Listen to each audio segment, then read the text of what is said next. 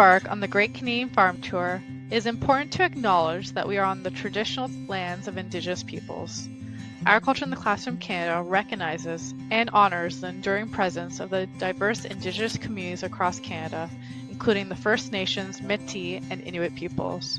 We acknowledge the deep connection that Indigenous peoples have to the land, waters, resources, and all of agriculture. We express our gratitude for their stewardship and custodianship of these lands for generations. Agriculture in the Classroom Canada recognizes that acknowledging the traditional territories we reside and work on is only a small step towards reconciliation. We ask that we all continue to learn more about the Indigenous peoples in these regions, to consider the history and ongoing colonialism on this land, to reflect on how each of us can contribute to reconciliation. Hello, bonjour. Welcome everyone to our next stop on Season 5 of the Great Canadian Farm Tour. Bienvenue à tous à notre prochain arrêt de la saison 5 de la Grande Tournée des Films Canadiens. We are so excited to have everyone join us today from across Canada. Nous sommes ravis que vous soyez tous là aujourd'hui, venus de partout au Canada. My name is Mercedes Unwin from Agriculture in the Classroom Canada, and I'll be your MC for today. Je m'appelle Mercedes d'Agriculture en Classe Canada, et je serai votre maître de cérémonie aujourd'hui. Before we get started, we just want to provide a few reminders. For those who want to follow along in French, please use the Boost Lingo link provided in the chat to access the interpreting services provided to you today. We ask that everyone is mindful this is an educational event, so inappropriate conduct happening in the chat, such as spamming and improper comments, will not be tolerated. Throughout the tour, we welcome you to post your questions in the chat to get them answered. We'll answer as many questions as possible. The mystery word for your student activity books will appear at the end of this episode, so please stick around. Students, fun learning will be happening that can be written in your student activity books will be shared during the brain break or commercial break. Finally, we would love to know where everyone is joining us from. Please comment in the chat your school and location. Now, we would like to welcome our next tour hosts of the Great Canadian Farm Tour, RJ and Jennifer Dillman from Pine Haven Farm in Oxford, Nova Scotia. Welcome today. Hi. I'm Jennifer. It's a pleasure to have you, Jennifer. I'm sure RJ's hiding in the back somewhere. He just skipped out just 1 second, but he'll be back in just a moment. Now, go ahead. Sorry to interrupt. I was just going to say, no, welcome to, we're excited to have this opportunity to speak to everyone. And yeah. Well, before we get started, Jennifer, and I know RJ will be back soon, but why don't we get started with learning a little bit more about yourself and how you got into dairy farming? Awesome. Yeah. So RJ and I, there he's going running by. We started on the dairy farm here in 2015, purchased from the previous farmer. But RJ grew up on a dairy farm and in Nova Scotia, and here he is right now. So yeah, RJ, a little bit about yourself and dairy. Hi guys, my name is RJ Delman. I grew up in Elderbank, Nova Scotia, and I grew up on a dairy farm with my family, and so I grew up on the farm through the years, working on the farm with my family, and then grew to really enjoy dairy farming, working with the livestock, and so decided that we'd keep doing it. Why not? I tried other things and came back to dairy farming. Thanks so much. Oh, go ahead, RJ. Finish your thought. Yeah, so that's how the passion for dairy farming grew, and then we had the opportunity to come to Oxford and work on the farm that we're on here now, and then with a gentleman by the name of Eric Thompson. And through that process, we worked succession, which means Jennifer and I were able to purchase the farm for ourselves, our family. And so now we can develop this farm with our kids so they can grow up as I did and, continue it on. Oh, thanks so much for sharing those details about your background and how you got into this farm. Before we get started and doing this amazing tour with both of you, I was wondering if there was any schools you'd like to say hello to. In Oxford, we have Auric School. So our 3 children are there watching with their friends today. So hi to you guys. And a bienvenue spécial, Madame Gamble, in her elementary students in Elmsdale. Enfield. Oh, sorry, Enfield. Thanks so much for doing those shout outs. And now I'll take a quick leave and hand over the controls over to both of you so that you can start taking us on this amazing tour of your farm. And I'll be back every now and then to share some questions from students across Canada with both of you. So looking forward to hearing from you and all the students as they ask their questions. So goodbye for now, everyone. I'll be back soon. Perfect. All right. So RJ, where are we? So right now, we're standing in the parlor. So the parlor is where we actually milk the cows. So at the far end, with the big door, is where the cows enter. So the cows walk in along here.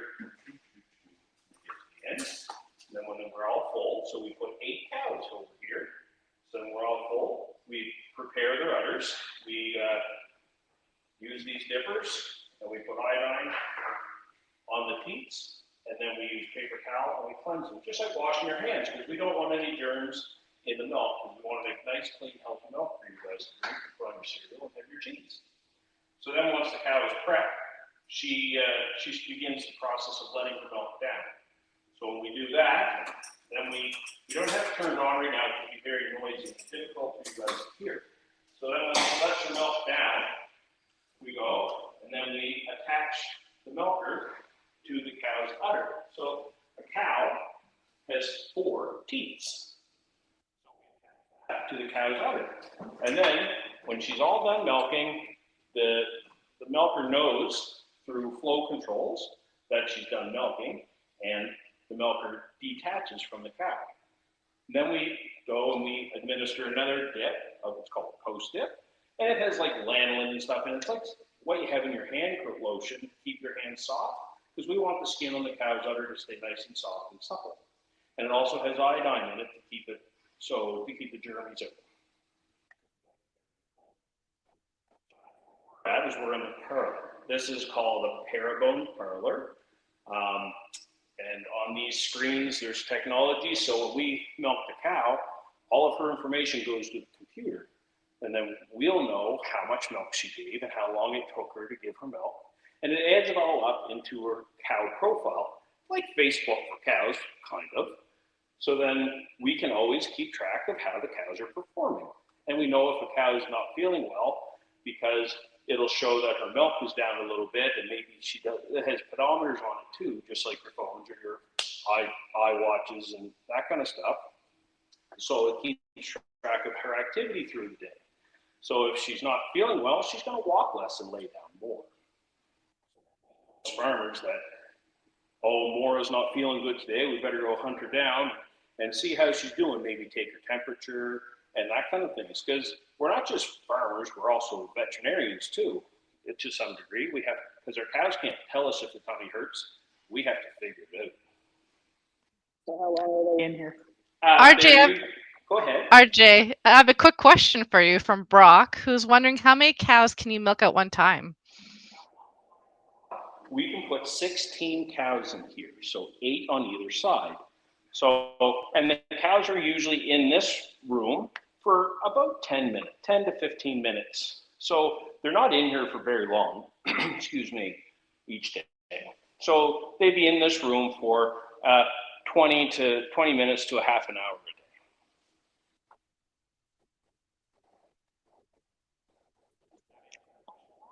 That was a good question. I have another question actually from Jasmine. How much milk do you get from your cows each day? So how much milk would you get from one, and then how much milk would you get from all of them? Excellent question, Jasmine. So we average about 27 kgs of milk per cow per day. But as much, we have cows right now that are producing about 45 kgs of milk a day. Same.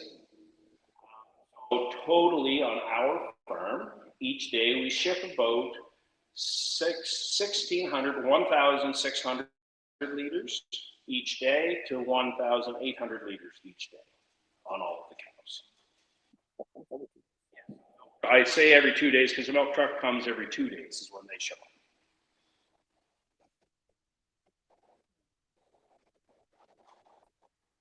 And then we're losing your connection a little bit, so maybe wander a little bit away from that one spot. But I have another question for you as you're wandering, and then we'll keep the phone as steady as possible for everyone watching. But I'm going to try to pronounce this name properly. Thurin is wondering, how many times a day do you feed the cows? That is a really good segue to where we're headed to next. We give the cows fresh feed once a day, but we have an automated feed pusher. His name is Sammy, and he actually keeps the silage pushed in, as TMR pushed in, so the cows can always reach fresh feed all day. So we feed them fresh TMR once a day, to answer your question there, but it's like a big Roomba, and he does his little track. You can see his marks, and he goes around the barn every hour like a cuckoo clock, so you know what time it is. RJ, we lost you for a second. Do you mind repeating a little bit about what you just said, just because the mics are catching your voices, and then we lost your screen for a second, but you're back. Okay. So the cows are fed once a day with our TMR mixer. We come through with the tractor. But Sammy, the red mushroom-looking thing down there, he's like a big Roomba, and he goes around and he keeps pushing the silage into the cows so they can always reach it all day. So he runs every hour.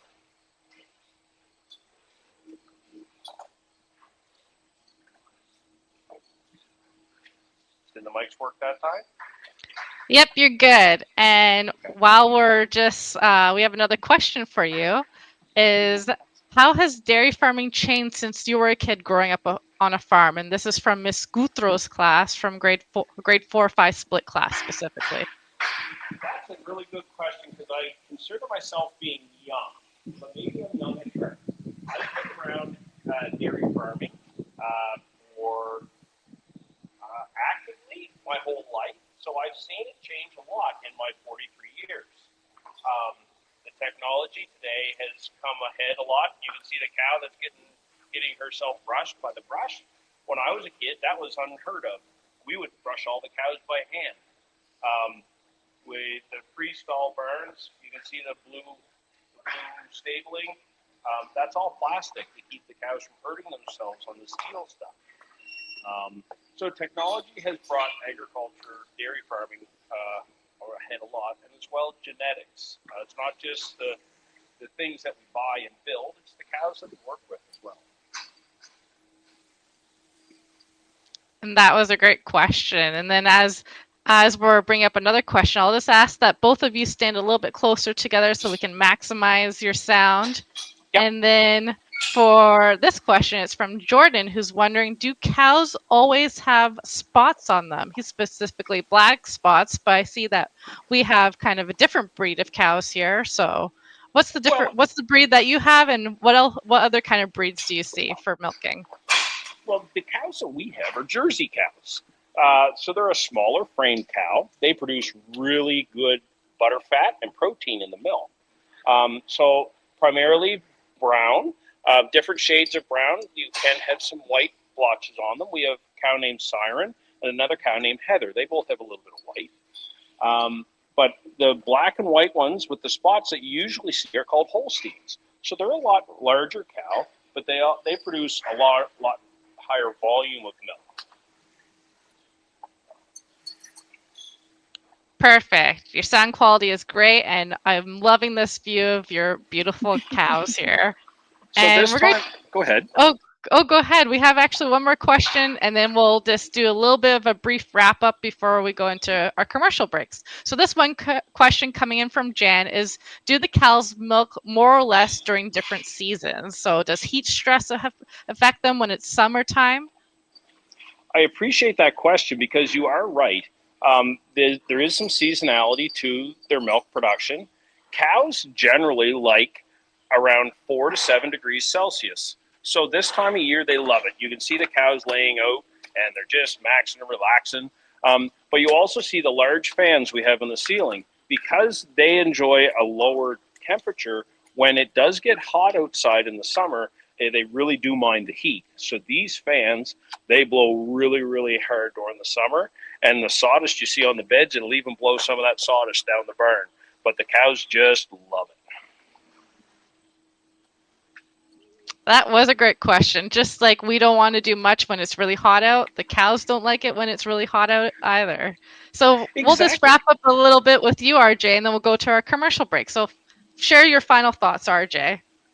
Well, final thoughts here is that when in modern agriculture, when we're designing the barns and we're working with our livestock, the biggest thing we try to do is keep the cows happy. As you can see, the cows in our barn are very happy and they're laying down and they're chewing their cuds, and some cows are eating some more silage because they're a bit hungry, and one cow is scratching her butt on the brush. And we know that happy cows make lots of good, healthy milk. So that's what we try to do on our farm and a lot of the farms across this country. Wonderful. And now we'll head into our commercial break, learning more about Nova Scotia. So we'll be back soon. All right, thank you.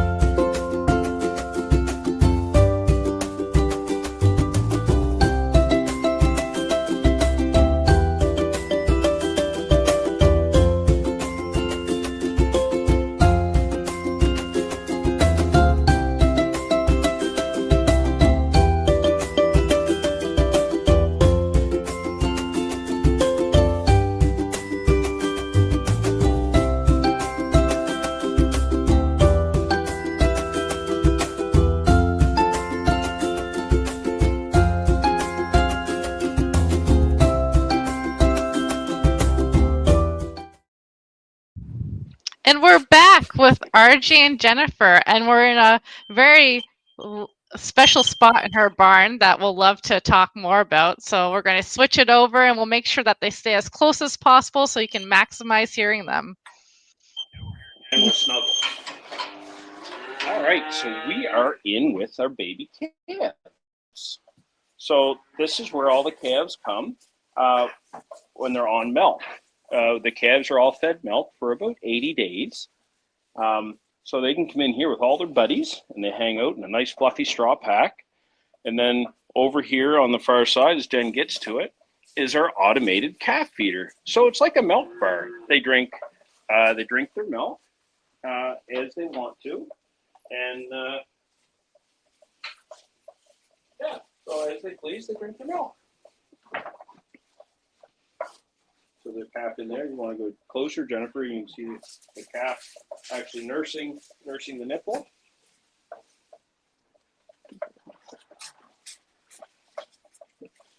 And over here is where the milk is mixed.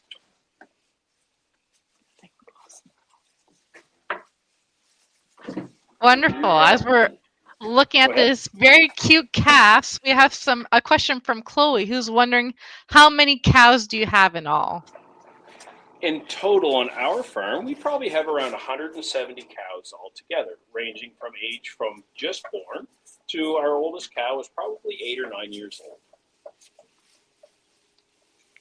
And as a follow-up question, do you give, and this is my personal question as we're bringing up other ones, but my personal question is, do you give them different types of feed at different life stages?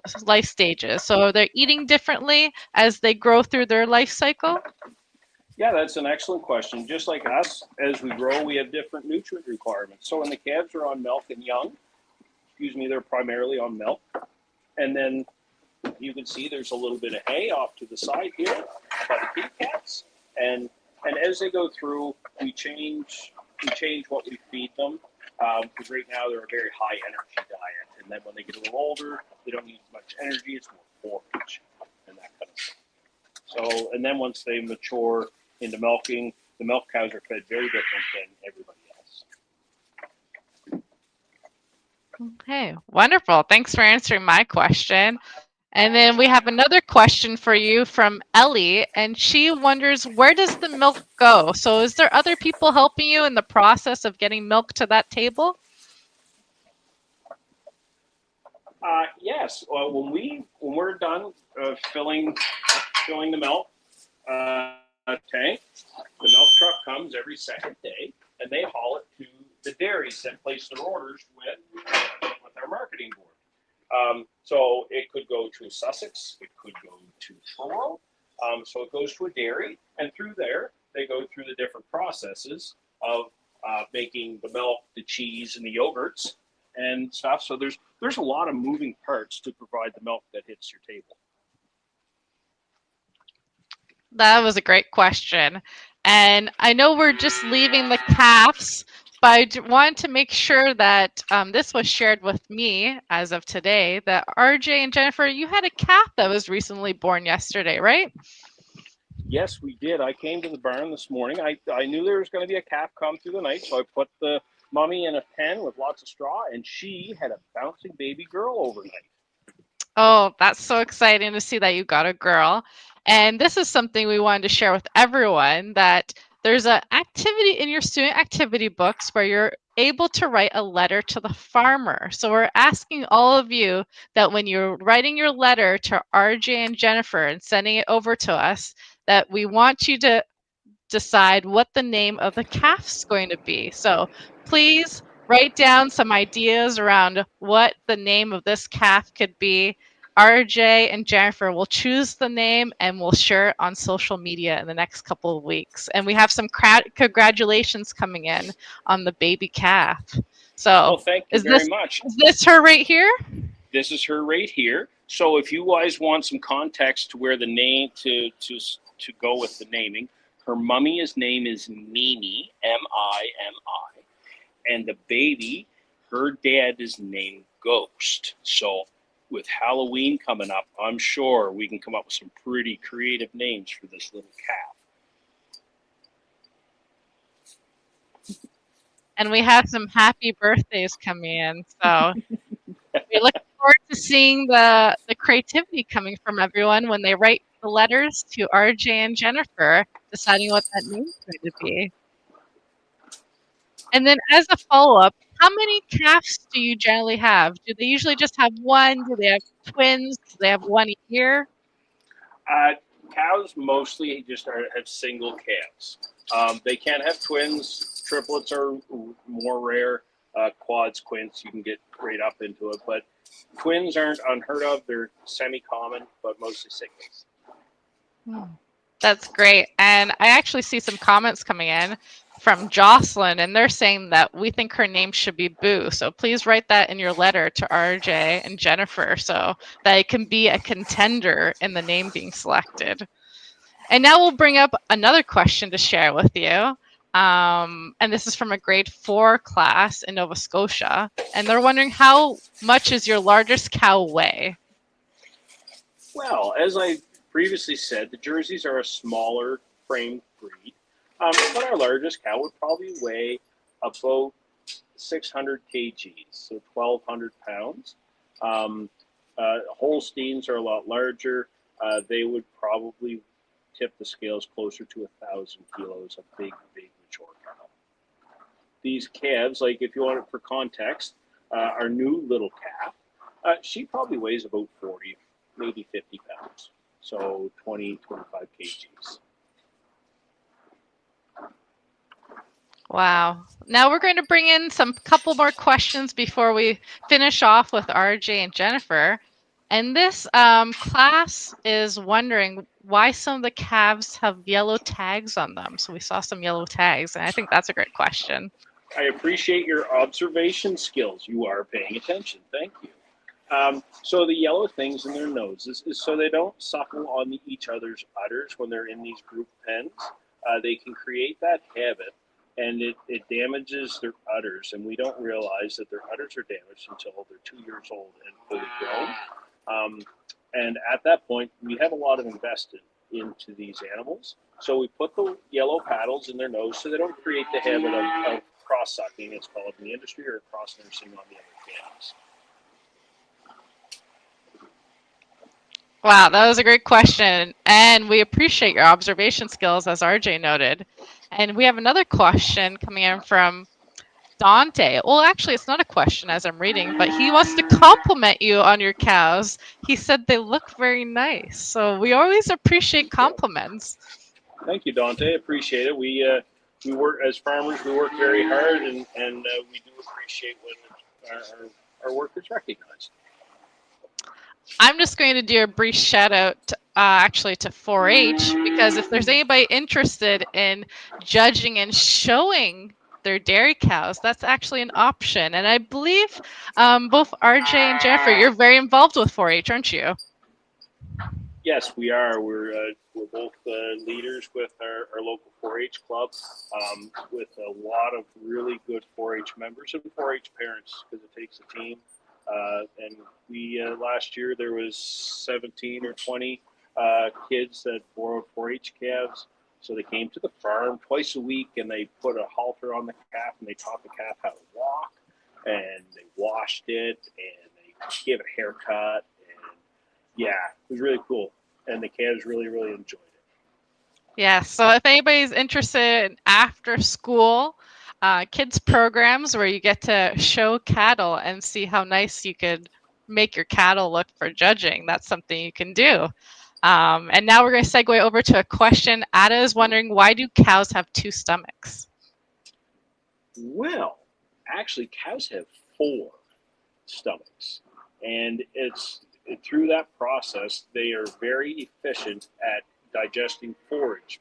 Forage meaning grass or silage and corn.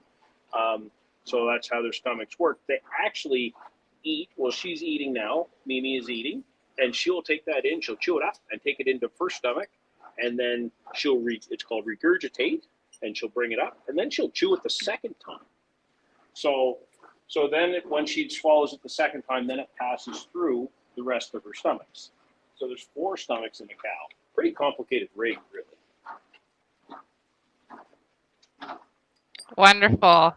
And that's really important to know why the 4 stomachs are there, just for the purpose. We do have some name suggestions. We're going to put them up on the screen as then we put into our last question of the day with RJ and Jennifer. And here's some of the names coming in. Jasmine's coming up, very beautiful name.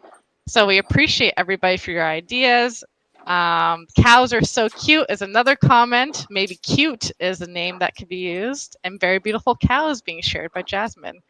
Now our last question before we get final words from RJ and Jennifer is coming up right now on the screen, and we'll share that. Our final question is, Ira wonders if your cows are nice, or maybe you can tell us a little bit more about their temperament, or what kind of temperament cows have.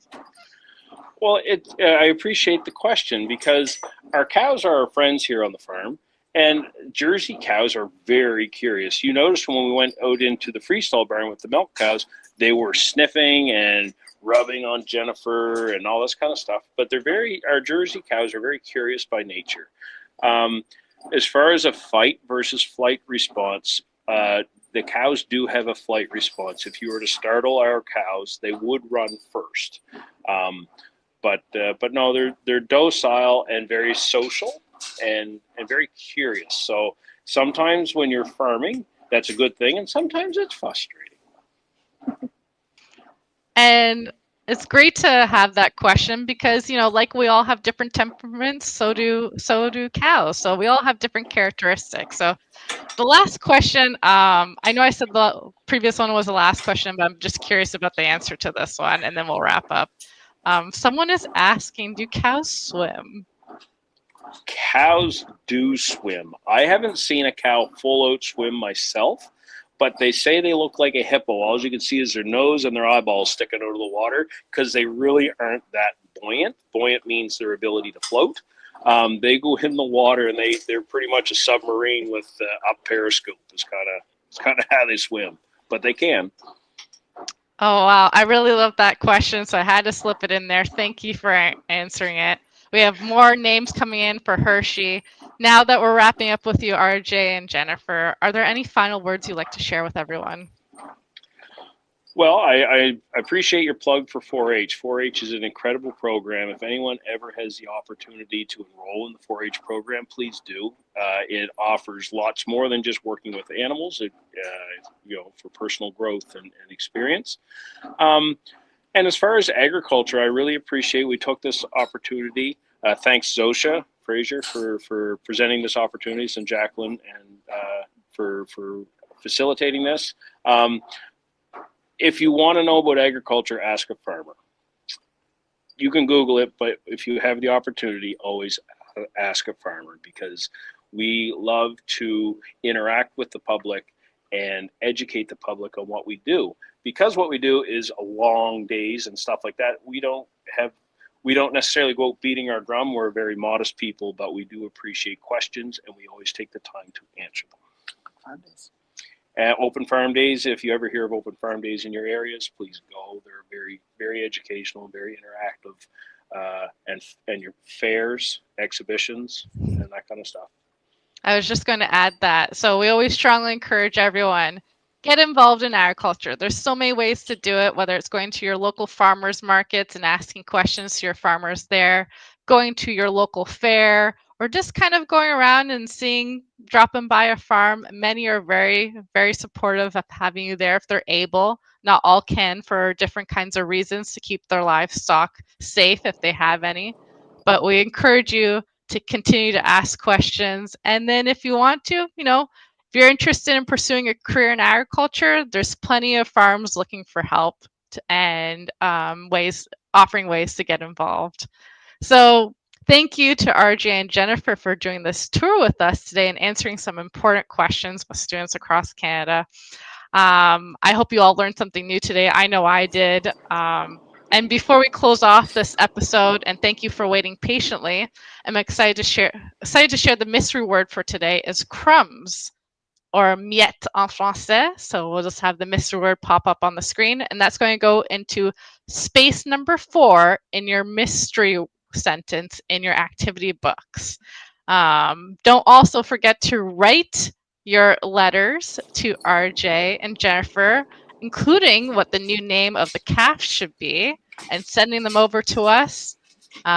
We'll be happy to share them and pick out the name. And thank you again to RJ and Jennifer for joining us on this episode of the Great Canadian Farm Tour. So thank you to you both. Thanks everyone for tuning in. Yes, we're happy to have you. Our next stop will be on November 13th at 12 p.m. Eastern Time at a goat farm in Alberta. So more opportunities to ask great questions and get them answered from farmers across Canada. So we look forward to seeing you then. Goodbye for now, and à bientôt. Bye. Ciao.